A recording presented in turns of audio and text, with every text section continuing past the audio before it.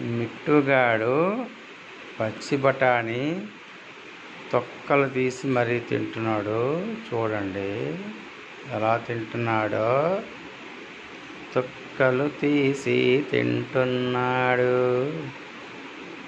ఇటు తిరుగు మిట్టు.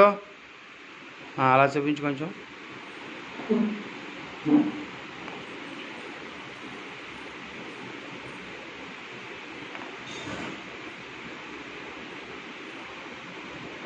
అది తొక్క తీసి పిక్క తీస్తుంది చూసారా.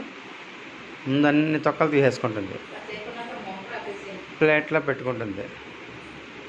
అప్పుడు తొక్క తీసిన తర్వాత మళ్ళీ దాన్ని తింటుంది అనమాట. అది మిట్టుగాడి స్టైల్.